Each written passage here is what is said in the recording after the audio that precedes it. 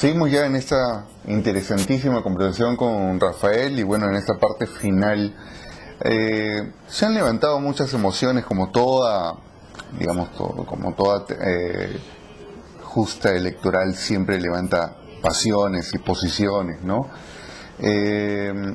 Pero también estos grandes mitos que como evangélicos muchas veces estamos concatenando la política con algunos mitos, con algunas ideas, ¿no?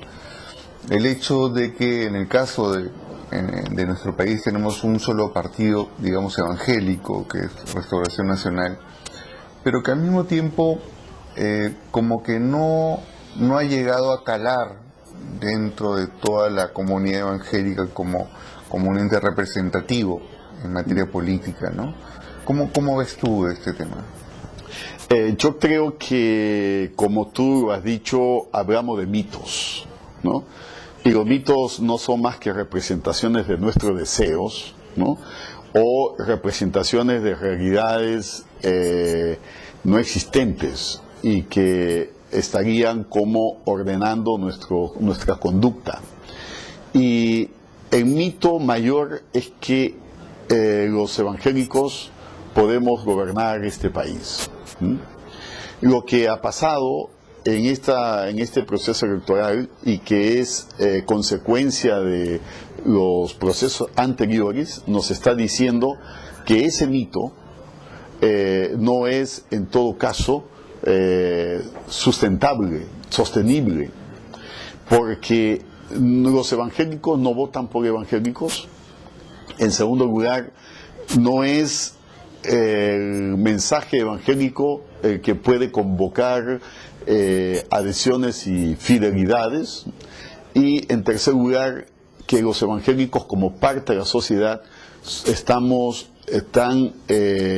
fragmentados, y nuestras fragmentaciones tienen que ver también con nuestras posiciones ideológicas, nuestras visiones políticas, nuestras visiones de la sociedad, etcétera, ¿no? Yo creo que por ahí cualquier esfuerzo de un partido confesional es un esfuerzo muy reducido, muy limitado a quienes confiesan una idea, confiesan una fe particular, ¿no? Y lo que hay que hacer en política es construir organizaciones, construir partidos, movimientos que puedan ser suficientemente amplios, para usar una palabra que mejor interpreta el sentido, suficientemente ecuménicos, ¿no? En donde puedan caber distintas posiciones, distintas miradas, distintas perspectivas, pero articulados a partir de un proyecto común, ¿no?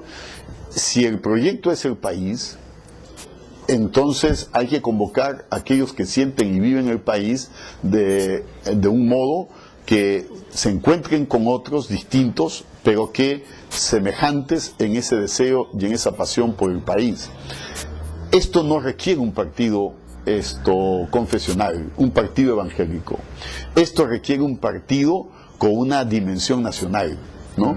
Con una dimensión abierta. La democracia cristiana no ha tenido éxito y ahora está en la invisibilización casi total, porque la democracia cristiana pretendió ser el partido que tradujera a la política la doctrina social de la Iglesia Católica, ¿no?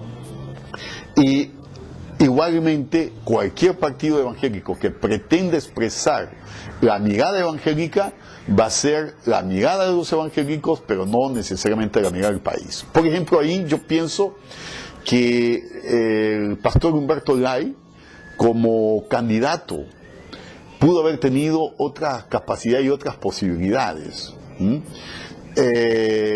Si él hubiera comenzado a actuar y hubiera comenzado a desarrollar la propuesta de Restauración Nacional como efectivamente un partido más amplio, ¿no? Y ahí es donde hubo fragilidades y ahí es donde han habido desincronizaciones, porque al interior de Restauración Nacional todavía prima la perspectiva confesional, ¿no? Y primando la perspectiva confesional incluso se plantea esa perspectiva más conservadora. Y yo diría, rayando con el fundamentalismo, ¿no? Y el fundamentalismo religioso metido en el fundamentalismo político, para agregar una idea más, son terriblemente peligrosos, ¿no? Porque son los discursos únicos, son las propuestas de discurso único, son la propuesta de los proyectos institucionales de sociedad por convicción, únicos y por lo tanto de verdades absolutas. Y cuando uno se plantea el tema de la democracia, cuando se plantea el tema de la justicia, sin duda nos encontramos que no tenemos una verdad, sino verdades, ¿no? Y no tenemos un proyecto, sino proyectos. Y la democracia lo que intenta es sacar todo lo bueno de cada verdad y cada proyecto para combinarlos en la perspectiva de una propuesta que consensúe los intereses y las perspectivas de los demás. En ese sentido, en la perspectiva de la política, y los evangélicos tienen que entender, mejor tenemos que entender esto, es que no podemos hacer política de convicción solamente, sino que tenemos que hacer una política de responsabilidad, como dice Max Weber, ¿no? Y una política de responsabilidad que nos lleve a la afirmación de derecho, ¿no? De derecho y de libertades. Y esto obliga a que nuestras instituciones, nuestros organismos y los pastores y pastoras, líderes y lideresas de la Iglesia, con los miembros evidentemente, vayamos aprendiendo a construir una comunicación, una experiencia comunicativa de respeto, de libertad y de afirmación de valores, sí, pero de tolerancia y de reconocimiento a los otros, ¿no? Creo que ese es el horizonte sobre el cual los evangélicos, si queremos ser hombres y mujeres que incidan, que influyan en el país, en la sociedad, tenemos que avanzar ahí. Por lo tanto, yo creo que una sociedad como la nuestra no requiere solamente hombres justos o mujeres justas para que prospere la ciudad y el país. Se requiere hombres y mujeres que puedan asumir la responsabilidad del país y, asumiéndola, puedan cumplir con el mandato que se les atribuye en la gestión política, ¿no? Bien, hasta aquí nuestra charla con el pastor Rafael Boto, y nuevamente seguiremos en adelante con otra secuencia más de diálogos políticos. Muchas gracias por su atención. Bueno.